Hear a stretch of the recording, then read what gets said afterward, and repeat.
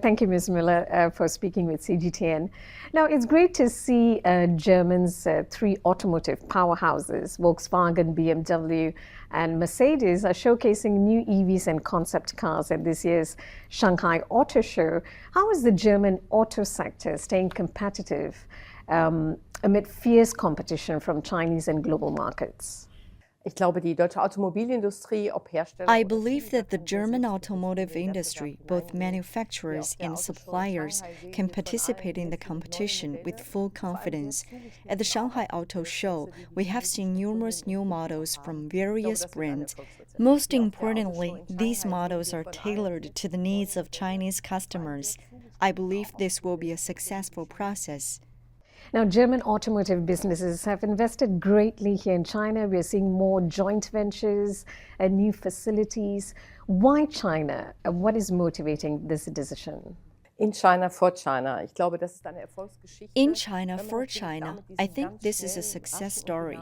Of course, the best way to serve this fast-paced, dynamic, and highly innovative market is to develop locally and stay close to the needs. The situation in China and customer requirements, such as in the field of digitalization, are different from those in Europe.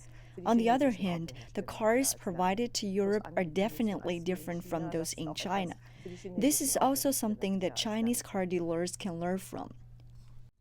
Now, both the EU and China are exploring to set minimum prices for Chinese-made EVs. Where do you think China-EU trade negotiations stand right now? We are glad that the negotiations between the European Union and China are back on track. Of course, first and foremost, we hope for positive outcomes.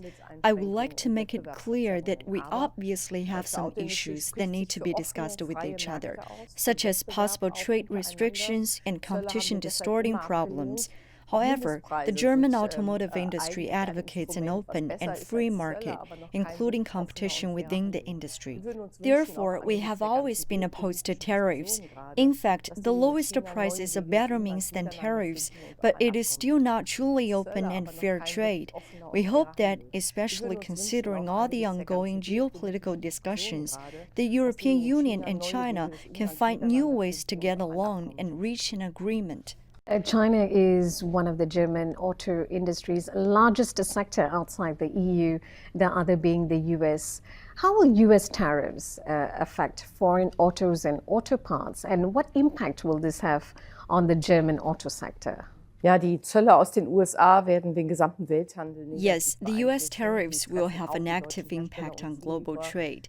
German manufacturers and suppliers will be affected. More than 80% of member companies report negative consequences.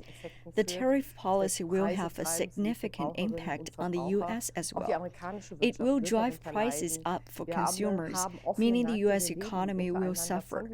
We have open markets and rely on this interconnectedness to thrive.